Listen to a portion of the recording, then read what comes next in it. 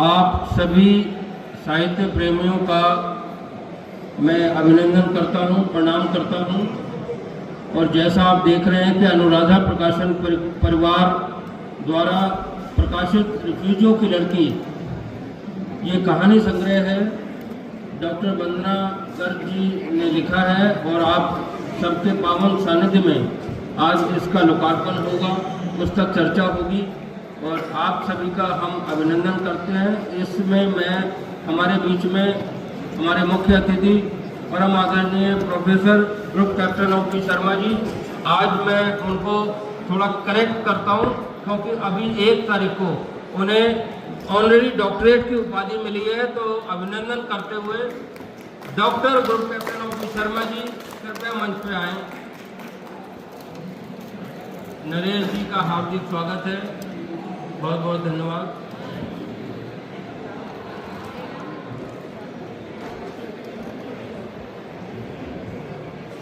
मैं अब वंदना गर्ग जी से रिक्वेस्ट करूंगा कृपया मंच पे आए।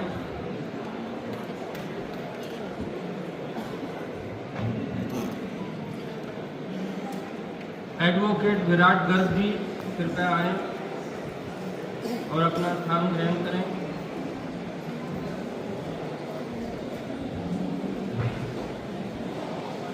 एक और हमारे बीच में रूपम शर्मा अभी आने वाली हैं, वो भी ज्वाइन करेंगी।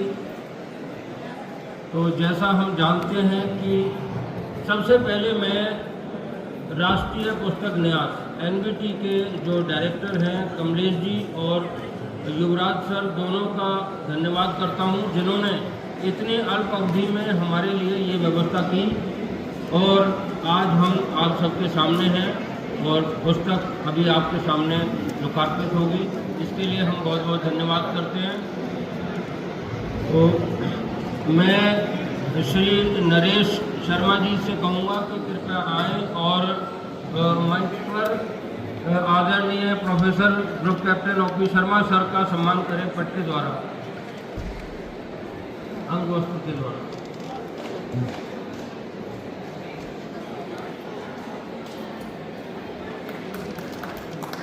तालियों के साथ अभिनंदन, बहुत बहुत स्वागत।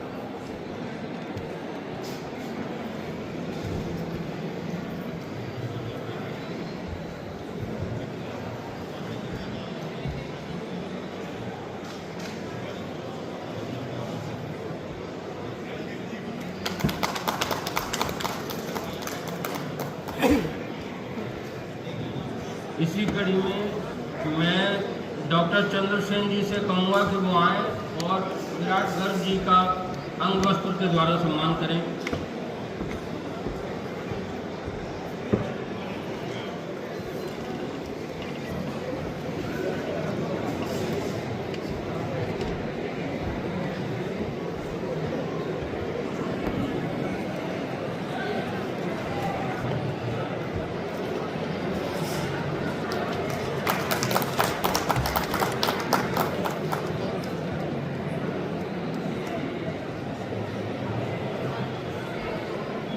मैं विजय सक्सेना जी से कहूँगा कि वो आए और हमारी जो लेखिका हैं उनको अंगवस्त्र प्रदान कर सम्मानित करें।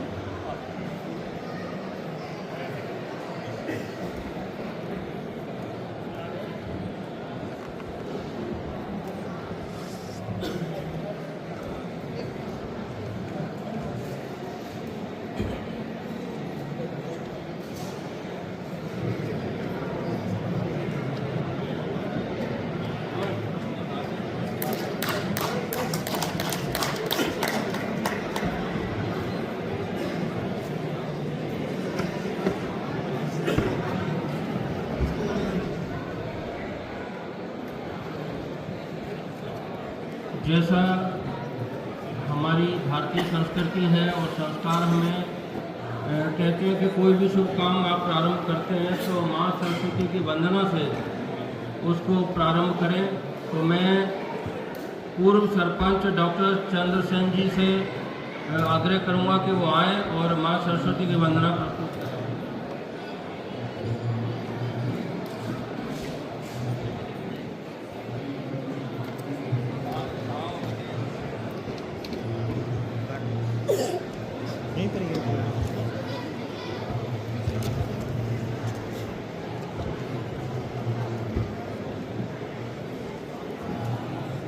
सबसे प्रथम आप सबको नमन करते हुए और सम्मानित मंच का हृदय की गहराइयों से बहुत ही सम्मान करते हुए अभी जैसे मुझे कहा गया है कि मैं सरस्वती वंदना का पाठ आपके सामने पढ़ूँ।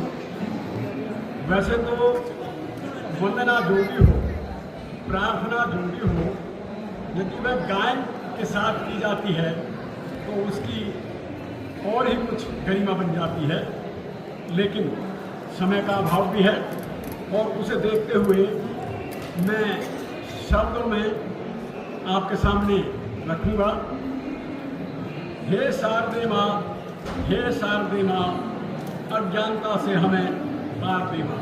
कितनी सुंदर लाइन कि सबसे पहली लाइन में ही अज्ञानता के नाश करने की बात कही गई। यदि मनुष्य के जीवन में से अज्ञानता का नाश हो जाए तो फिर मैं समझता हूँ कि जीवन में कोई कमी नहीं रह जाती। तू स्वर की देवी है, तू स्वर की देवी है, संगीत है तुझसे, हर शब्द तेरा है, हर गीत है तुझसे। हम हैं अकेले, हम हैं अधूरे, तेरी शरण में हमें प्यार दे माँ। यानी कि माँ की शरण जिसको मिल जाए, माँ की गोद जिसको मिल जाए, फिर जीवन में हमारे किनारे हमारे बिहार की भाषा है कि वहाँ मानो खुशियों का सागर जैसे उमड़ जाता है। हे शारदे माँ, हे शारदे माँ। मुनियों ने समझी, गुनियों ने जानी, मुनियों ने समझी, गुनियों ने जानी, वेदों की भाषा, पुराणों की वाणी। हम भी तो समझे, हम भी तो जाने, विद्या का हमको अधिकार देना। यानी कि जीवन में विद्या ही सबसे मूल वस्तु है जीवन की। कितना सुंदर लिखा है, तू श्वेत वर्णी, तू श्वेत वर्णी, तू श्वेत वर्णी कमल पे विराजे, हाथों में बीना, मुकुट सर पर साजे। अज्ञानता के मिटा दे अंधेरे, उजालों का हमको संसार देना। हे शारदे माँ, हे शारदे माँ। यहाँ बीना की बात कही गई। मुझे दो बातें याद आती हैं। हमारे बहुत इतिहास से जुड़े हुए लोग भी बैठे हैं कि एक तो तानसेन की बीना और कृष्ण जी की बांसुरी। दुनिया में उसका कोई शानी नहीं। तो मैं इन्हीं शब्दों के साथ आप सबका पुनः आभार व्यक्त करते हुए, आपका धन्यवाद व्यक्त करते हुए और अपने जो मंच हमारा सजा है इसको दोबारा से नमन करते हुए आपका स्थान ग्रहण करूँगा। आपका बहुत बहुत धन्यवाद, बहुत बहुत धन्यवाद, आभार। जय हिंद, जय भारत।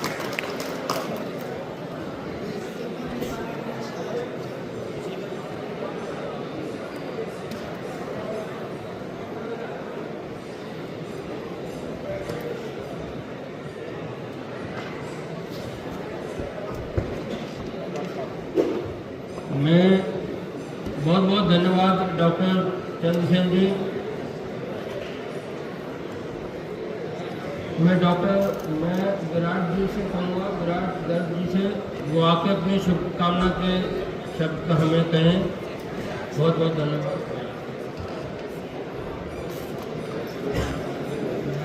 विराट अमरनाथ गर्ग एक पेशे से एडवोकेट हैं और मैं वंदना जी को उनकी नई पुस्तक रिफ्यूजी की लड़की के लिए हार्दिक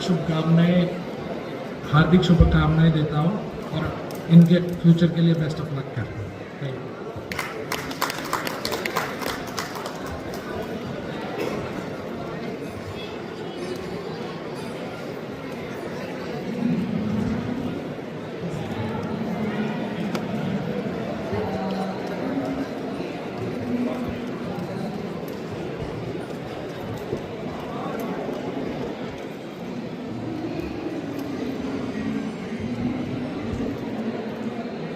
हमारे बीच में एक और रूपम शर्मा आ चुकी हैं, मोटिवेशनल स्पीकर, जिन्होंने डॉक्टर वंदना गर्ग जी का साक्षात्कार भी किया था इसी पुस्तक के संबंध में।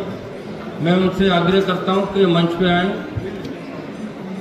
और साथ ही महेंद्र शर्मा जी से आग्रह करूंगा जो दिल्ली सभा के प्रधान हैं वो आएं और उसको अंगवस्त्र से बच्चे को सम्मानित करें।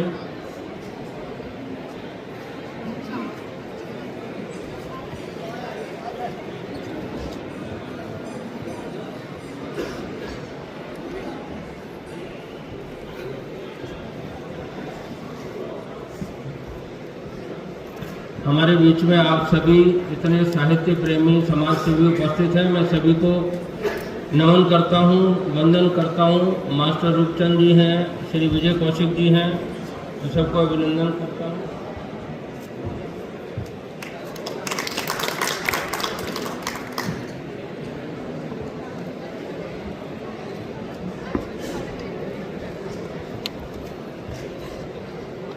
अब हम समझते हैं कि पहले उस प्रक्रिया को प्रारंभ किया जाए जिसके लिए हम सब यहाँ एकत्र हुए हैं, यानी पुस्तक लोकार्पण।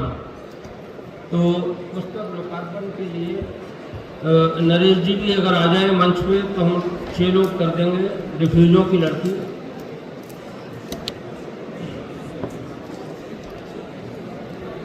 पुस्तक लोकार्पण के लिए मैं मंच से आग्रह करता हूँ।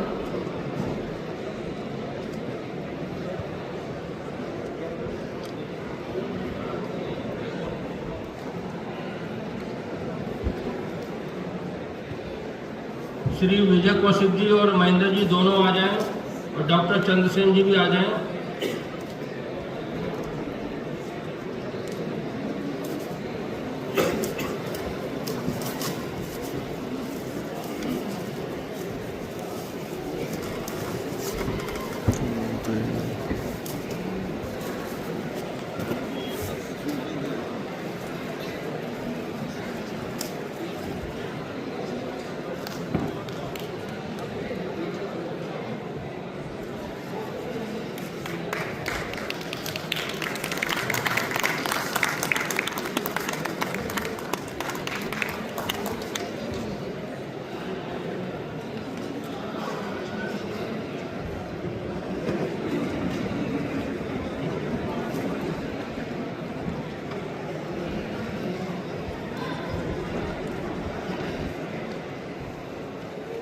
अब ये पुस्तक आप सबकी हो गई। अभी तक पहले डॉक्टर वंदना जी की थी, फिर अनुराधा प्रकाशन और वंदना जी, और अब आप सबके सामने जिसको कहते हैं क्या वो आपके हवाले।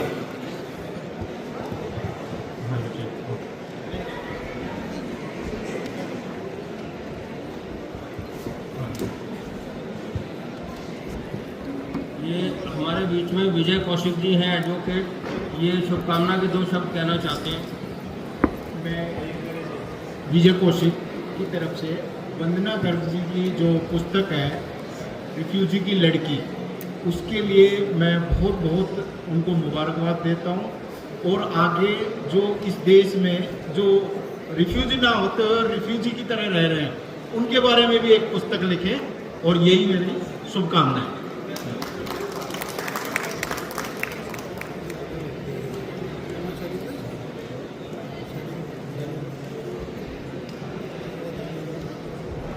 अभी आप सबके पावन सानिध्य में पुस्तक का लोकार्पण हुआ।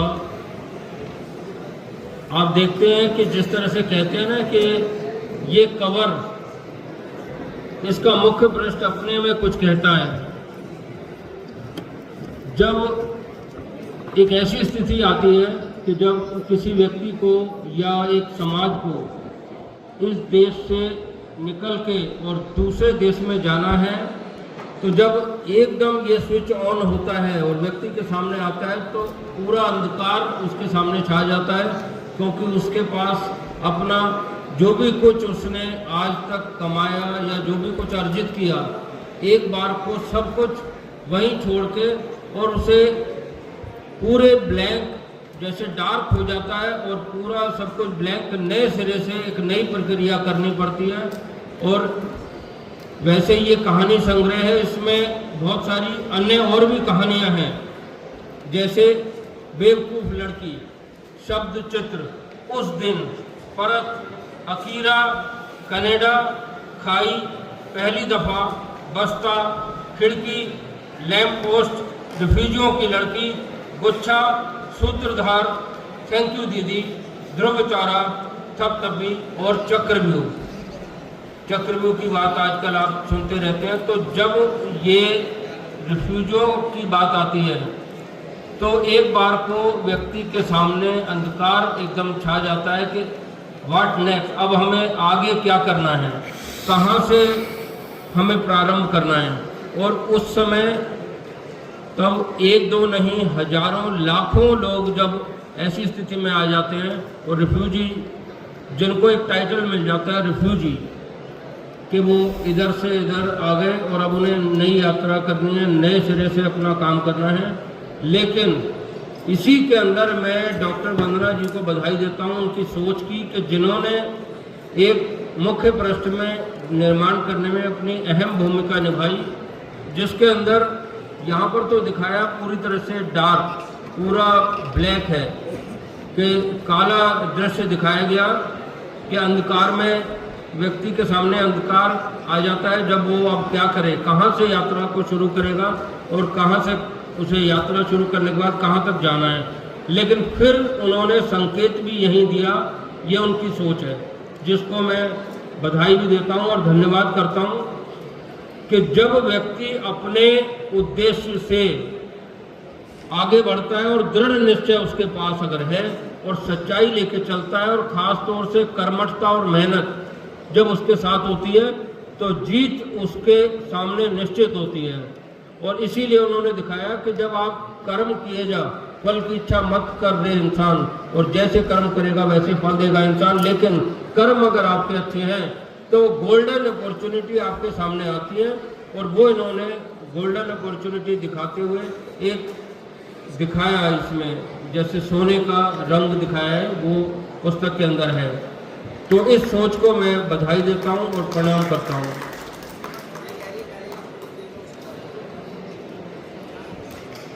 आप सब यहाँ पर उपस्थित हैं, मैं ये आप सबके लिए दो लाइनें कहना चाहता हूँ कि घर मंदिर से नहीं हो कम, आप लोग रख दें जहाँ भी कदम, सारी दुनिया बिछाएगी फूल, दिल अपना बिछाते हैं हम, सुस्वागतम।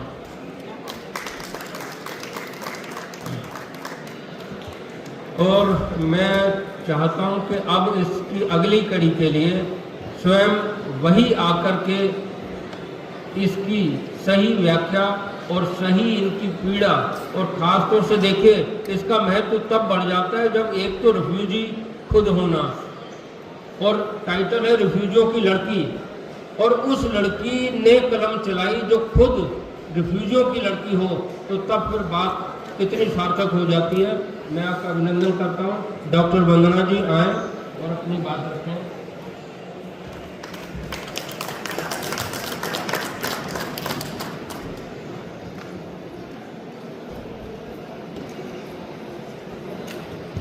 नमस्कार, स्टेज ऑन स्टेज सभी मेहमानों का स्वागत है।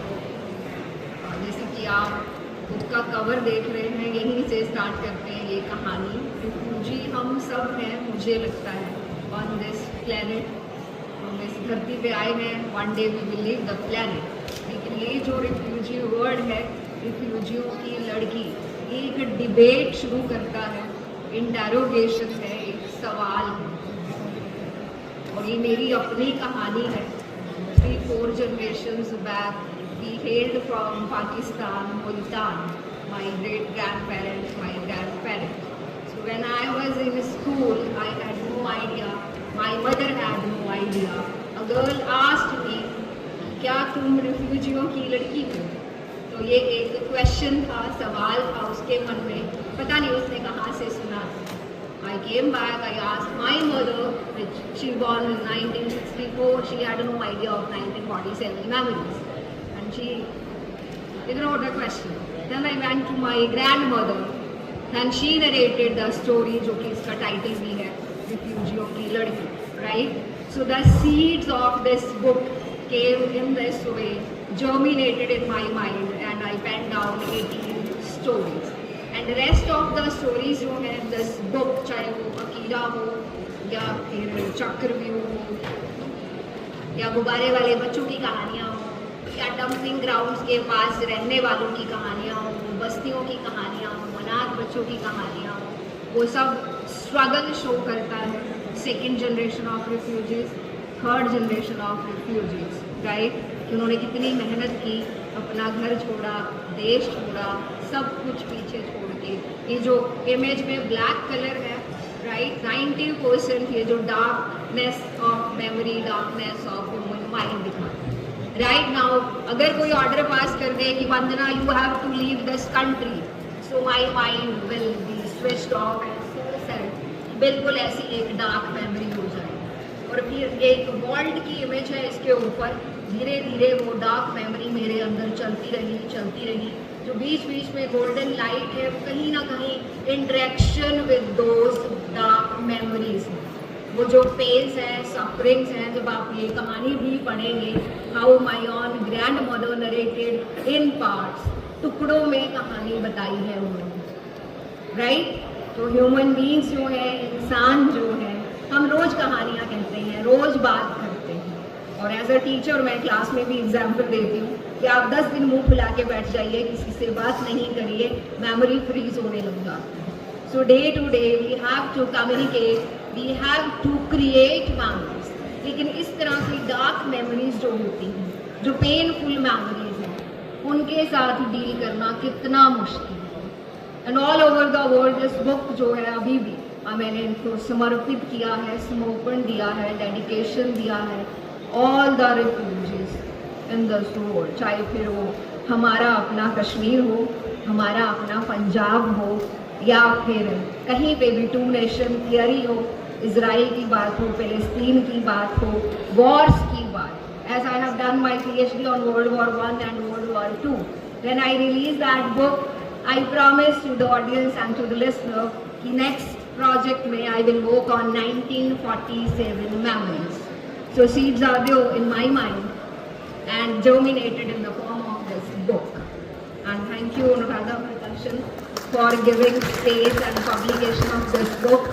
My mentor Professor Nair shaping these stories, giving me a vision.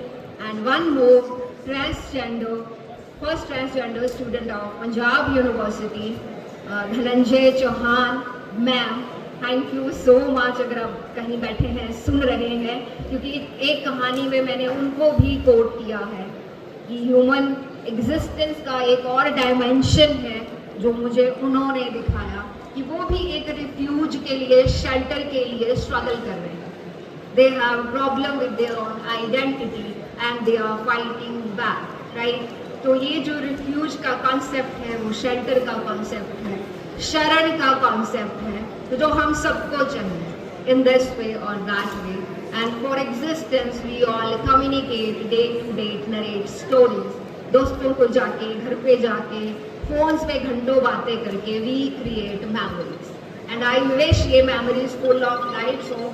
अगर इस तरह की डार्क मेमोरीज हैं तो let's talk over this and solve this problem, rather it would become some kind of illness or behavior pattern issues। फिर उनको जो normal लोग हैं सो कॉल्ड उसको क्रिटिसाइज करते हैं। तो एक अंकल जी की कहानी है इसमें, जो लाहौर से आए हैं, जब चाय पीते हैं तो वो चाय पीते पीते लाहौर चले जाते हैं। तो जब उनकी चाय खत्म होती है, he came back to resume his seat and started working in the office। And I hope you would enjoy these stories। Thank you so much।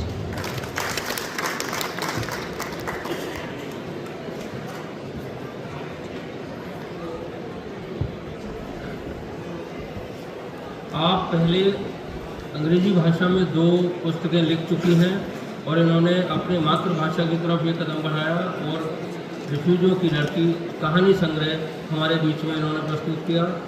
तो इस पुस्तक के लिए श्रेष्ठ कहानी संकलन सम्मान के लिए मैं आमंत्रित करता हूँ मास्टर रूपचंद जी को, जो कि मंच तक प्रदान करें, और आदरणीय professor doctor group captain Sharma ji, उनके माध्यम से वो इनको सम्मानित करेंगे।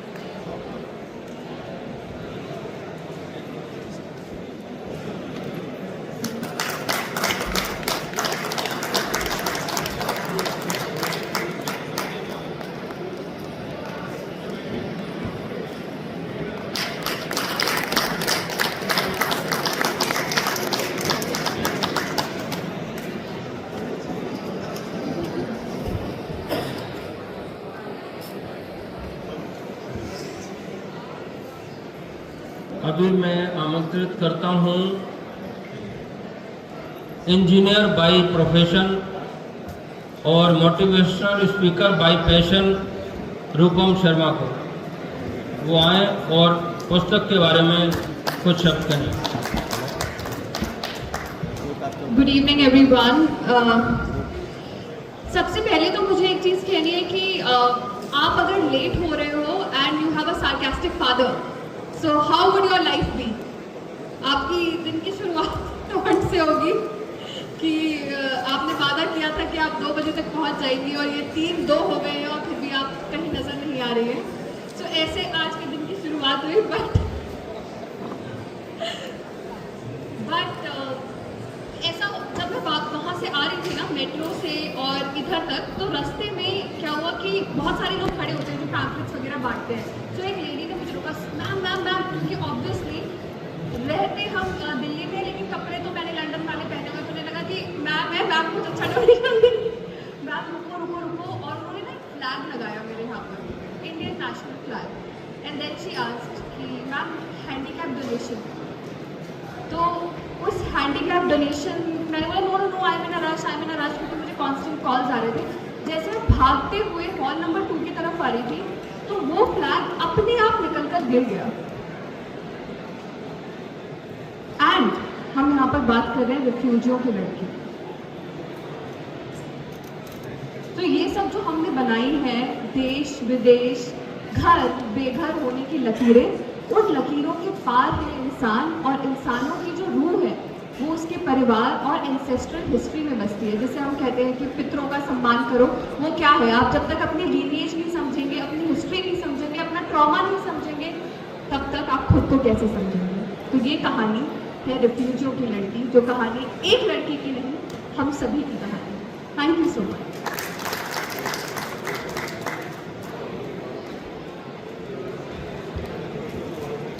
इसी कड़ी में मैं अब आदरणीय गुरुदेव doctor group captain OP Sharma sir से आग्रह करता हूँ कि आए अपने आशीर्वचन के साथ साथ पुस्तक के बारे में और लेखिका के बारे में अपने विचार रखते हैं। धन्यवाद।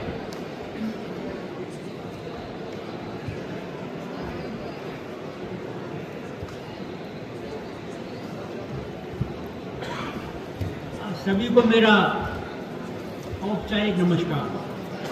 और जो कुर्सियां खाली हैं आगे की, कृपया आगे आकर उन कुर्सियों को भर लीजिए पहले, ताकि हमारी नज़दीकियाँ और बढ़ जाएं। प्लीज़ ये कुर्सियाँ सब बढ़ जानी चाहिए। आगे आ जाइए, आगे आ जाइए।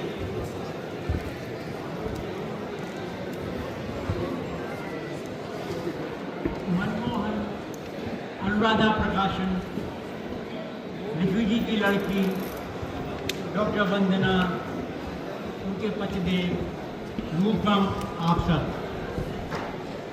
के साथ अपनी बात मैं कहना चाहूँगा, अपनों से अपनी बात। कल कैसा था, ऐसा था, वैसा था, सब अच्छा था। कल कैसा था, ऐसा था, वैसा था, सब अच्छा था। कल कैसा होगा, ऐसा होगा, वैसा होगा, सब अच्छा होगा। चिंता करो केवल आज की, आज में अब और अब में अभी। आगे आने वाला कल स्वयं समझ जाएगा। और आज कल होगा कल, और बाद में सुखद और आत्मपूर्ण। रिफ्यूजी की लड़की ऐसी कहानियों का संग्रह है जो अतीत को हमें वर्तमान में ले आता है। अपने समय के हिसाब से जब प्रिय मनमोहन ने मुझे कहा कि सर आपको 4 तारीख को आना है, मुझे बताओ क्या है, तो मैंने कहा मुझे पहले पुस्तक चाहिए। मैं पहले पुस्तक के बारे में जानना चाहूँगा स्वयं। और मनमोहन ने बेटी रूपम का एक इंटरव्यू जो किया डॉक्टर वंदना को, वो भेजा मुझे। तो मैंने पुस्तक के बारे में, डॉक्टर वंदना के बारे में क्या जाना है वो मैं आपको बताऊँ। साहित्य क्या है, जिसकी सेवा में मनमोहन इतने वर्षों से लगे हुए हैं और लोकल से आज ग्लोबल हो गए हैं। पहले मैं चाहूँगा आप सब तालियां बजाएं। और वो केवल इसलिए कि सेवा के 3 बिंदु हैं केवल। पहला बिंदु है ईमानदारी, दूसरा बिंदु है वफादारी और तीसरा बिंदु है जिम्मेदारी। इन तीनों बिंदुओं को आप इस पुस्तक में भी देख पाएंगे, क्योंकि ये यथार्थ की पुस्तक है, ये आप बीती की पुस्तक है, लेकिन यथार्थ में आदर्श भी चाहिए। साहित्य समाज का दर्पण होता है, साहित्य जीवन की हर प्रतिबिंबिका को सामने लाता है और कहानियां उसमें एक प्रक्रिया है।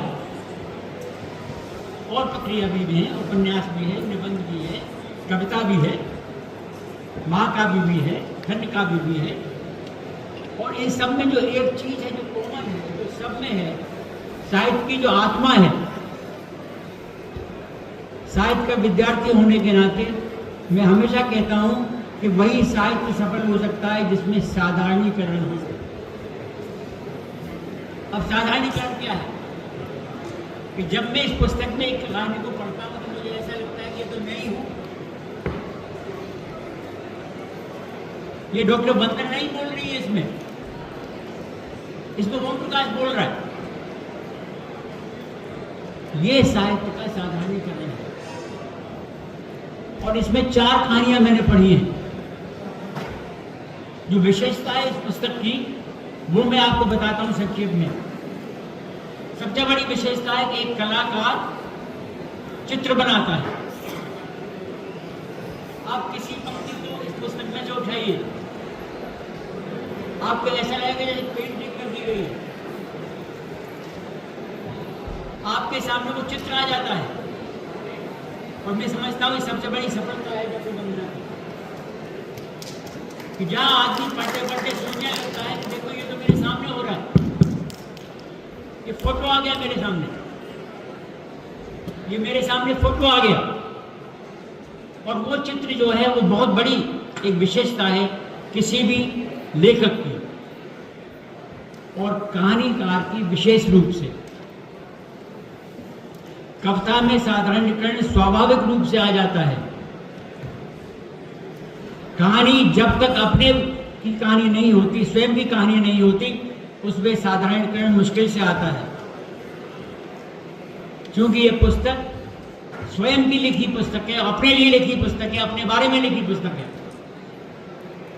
तो मैं इस पुस्तक को आज, जो मुझे नहीं पता था कि पुस्तक का इनको सम्मान भी दिया जाएगा, सर्वश्रेष्ठ कहानी संग्रह कहा जाएगा, और निश्चित रूप से ये मनमोहन ने बहुत अच्छा किया है। और अगर ये नहीं करते तो मैं स्वयं इस बात को अनाउंस कर देता कि मैंने साहित्य का विद्यार्थी होने के नाते बहुत सी पुस्तकें पढ़ी हैं, अंग्रेजी और हिंदी दोनों की। और ये पुस्तक की विशेषता है कि आप किसी पृष्ठ को खोलिए, एक इसमें दूसरी कहानी है शब्द चित्र। ये देखिए, आपके लिए मैं 2 पंक्तियां पढ़ के बताता हूं और आपको ताज्जुब होगा सुनकर ध्यान से कि किस तरह से आप भी पहुंच जाते हैं जहां ये बात कही गई है। टक टक टक टक टक टक, टाइपराइटर पर उंगलियां दौड़ते दौड़ते कब सुबह से शाम हुई और फिर स्यात रातों के रंगीन किस्से शुरू हो गए। वाह वाह, क्या बात है प्रोफेसर साहब। तो ऐसी घटनाएं आपके जीवन में हैं, जीवन में होंगी निश्चित रूप से, जहां आप अपने आप को पाएंगे तो आप भी इसके किरदार हैं। और जीवन में देखिए परेशानियां आती हैं, कष्ट आता है, और हम मानव होने के नाते अगर हमें इंसानियत है तो ये जो टाइटल कवर बनाया है, देखिए कितनी अच्छी बात है। न घबरा आज आसमां पर छा गए हैं अगर बादल, यही बादल तो चंदा के निकलने की निशानी है। ये जीवन का आशीर्वाद है कि समय से साथ उस चीज को भूल जाना। तो अगर आप उसी स्थिति में अपने आप को रहेंगे तो आपका मनोबल घट जाएगा, और जहां आपका मनोबल घटा आप निश्चित रूप से डिप्रेशन के मरीज हो जाएंगे, और जब डिप्रेशन के मरीज होंगे तो आपका मन, आपका शरीर और धीरे धीरे आपका आत्मबल भी खत्म हो जाएगा। जो स्थिति है स्वीकार करिए। मुझे चुनौतियों से जूझने की चाहत है, चट्टानों से लिपटकर अपने को पा जाने की चाहत है, और चट्टानों से लिपटकर फूल अपने को पा जाने की चाहत है। मुझे कांटों से लिपटकर फूल पा जाने की चाहत है। तो जीवन में संघर्ष है, और अगर हम इंसानियत वाली बात को सोचते हैं, मुझे किसी ने कहा सर एजुकेशन को डिफाइन कर दीजिए आप। मैंने कहा लोगों ने बहुत बड़ी बड़ी एजुकेशन की डेफिनेशन दी है, मेरी डेफिनेशन तो बहुत संक्षिप्त है कि जहां ह्यूमन बन गया तो एजुकेटेड हो गया। ह्यूमन बन गया, जहां आदमी इंसान बन गया, जहां इंसानियत आ गई। और वो इंसानियत आती है जब आदमी जीना सीख जाता है और समझ कर जीता है। जीने को सीखने को जानना एक बात है, और जीवन जीने को समझ के जीने की दूसरी बात है। और वही स्थिति है जब आदमी इंसान बन जाता है। ये पुस्तक एक ऐसी पुस्तक है जो आपको सच्चाई के प्रति आपका ध्यान आकर्षित करेगी। और साथ में मैं कहूँगा डॉक्टर वंदना को कि पुस्तक में आदर्शों की लाइन, जो आदर्श इन्होंने टाइटल के वर्ड में दिया है, वो मैंने देखा है कि पुस्तक में वो आदर्श नहीं है। आगे जब लिखें उस यथार्थ को आदर्श के साथ मिश्रित कर दें, रियलिज्म विद आइडियलिज्म, क्योंकि जीवन दोनों छोर पे है। कि जहां आपने यथार्थ में छोड़ दिया तो वहां चारों तरफ आपको परेशानियां, दुख, कष्ट सब दिखाई देंगे, समस्याएं होंगी, पर उनका निदान भी, उनका समाधान भी जीवन में है। उसकी आवश्यकता है। यही कह के मैं चाहूँगा समय हो रहा हो और आप सबको आशीर्वाद दूंगा, धन्यवाद दूंगा, और मेरी शुभकामनाएं आप सबको, और विशेष तौर से डॉक्टर वंदना को और मनमोहन को धन्यवाद।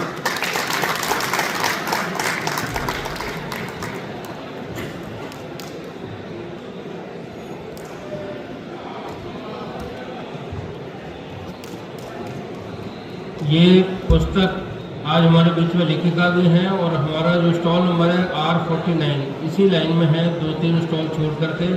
तो अगर आप चाहते हैं पुस्तक, तो लेखिका के साइन हस्ताक्षर किए हुए पुस्तक आप ले सकते हैं स्टॉल से। और मैं यदि मास्टर रूपचंद जी से कहूँगा वो अपने 2 शब्द अगर कहना चाहते हैं तो आ सकते हैं, स्वागत है।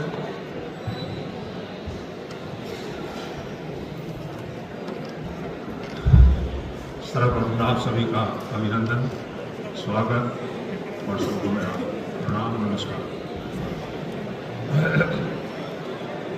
सबसे पहले मैं बधाई और शुभकामना देना चाहता हूँ श्री मनमोहन शरण जी को और अनुराधा प्रकाशन को, क्योंकि इनके सानिध्य में और इनके प्रकाशन तत्व में जो है अनेक सारा प्रकाशन जो है, जो अभी विंग कमांडर साहब बता रहे थे कि ये लोकल से ग्लोबल हो गए हैं। जो है इन्होंने अपनी प्रकाशन के अधीन अनेक पुस्तकें प्रकाशित करके न केवल लोकल स्तर पर अर्थात ग्लोबल स्तर पर भी जो है एक नाम कमाया है, उसके साथ साथ एक बहुत बड़ी उपलब्धि और मैं कहता हूँ एक बहुत बड़ा कंट्रीब्यूशन जो है उन्होंने प्रकाशन के माध्यम से हम सबको दिया है, जो है ये वाकई में बधाई की बात है।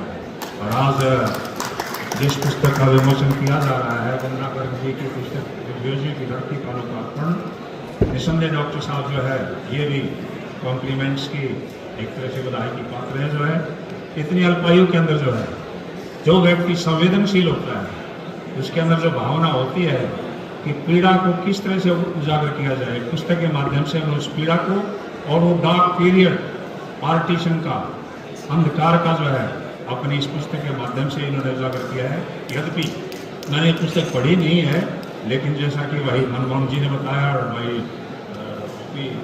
साहब ने बताया, जो है इस पुस्तक के अंदर वो मर्म छुपे हुए हैं। जो है अभी वो पुस्तक लेकर के हम पढ़ेंगे जो है, और उससे जानेंगे कि किस तरह से 47 का जो पार्टीशन हुआ, विभाजन हुआ, और रिफ्यूजियों ने जो आकर के देश के अंदर शरण ली, जो है विभिन्न स्थान पर गए, कितने लोग वहाँ पर मारे भी गए जो है, और जो आए रिफ्यूजी लोग जो है कितनी पीड़ा उस समय पर उन्होंने झेली। अपनी दादी माँ से उस कहानी को इन्होंने जाना। जो है वही लड़की जो संवेदनशील होती है या लड़का संवेदनशील होता है, वही उस बात का अनुभव करता है कि वाकई में उस दौरान जो है कितनी पीड़ा रही होगी। और आज उन्होंने अपनी दादी माँ के इस सपने को साकार किया है पुस्तक के माध्यम से, और उनको भी मैं दादी माँ को भी नमन करता हूँ कि जिन्होंने आपको जो है उस पीड़ा के बारे में और उस दर्द के बारे में बताया था। निस्संदेह जो है हमें ये अनुभूति होनी चाहिए, संवेदनशील होना चाहिए, ये भाव अभिव्यक्ति हमारे अंदर होनी चाहिए, पीड़ा होनी चाहिए, और उस पीड़ा को हम कैसे निराकरण कर सकते हैं जो है पुस्तक के माध्यम से और आपस में मिल बैठ करके भी। जो है मुझे अटल बिहारी वाजपेयी की कुछ पंक्तियाँ याद आ रही है, जो है आपस में मिल बैठ करके अपने देश को और अपने समाज को आगे कैसे बढ़ा सकते हैं। वो पंक्तियाँ हैं, देश को, धरती को दोनों की नींव ऊंचे करके इंसानों की जरूरत है, लेकिन इतने ऊंचे भी नहीं कि आसमान, कुछ इतने ऊंचे भी नहीं कि पैर तले कोई कांटा न चुभे, कोई कली ना चुभे, केवल आकाश का अंधड़ी अंदर, ना बसंत हो ना पतझड़।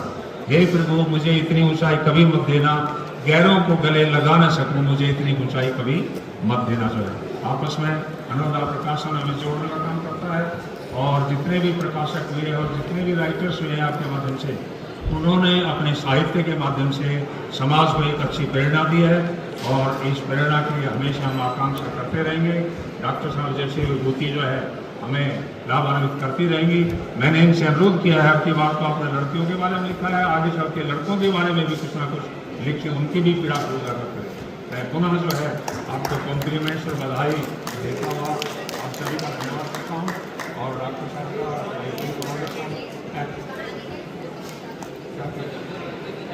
अच्छा इसके अंदर बता रहे हैं लड़के की कहानी भी है। जो है तो विभिन्न कहानियों के माध्यम से आपने जो प्रकाश डाला है, उसके लिए हम समय इसको पढ़ेंगे और लाभान्वित होंगे अवश्य ही। आपको बहुत बहुत बधाई, और आप इसी तरह से आगे बढ़ते रहें और अच्छे जो है प्रेरणादायक अपनी कहानियों और लेखन के माध्यम से अपने समाज और अपने देश को इस तरह से उत्साहित करते रहें और इस तरह से प्रेरणा देते रहें। बहुत बहुत धन्यवाद। मनमोहन शर्मा जी की के अंदर हमें आमंत्रित किया और हमारा सम्मान भी किया। बहुत बहुत बधाई भटिया को भी।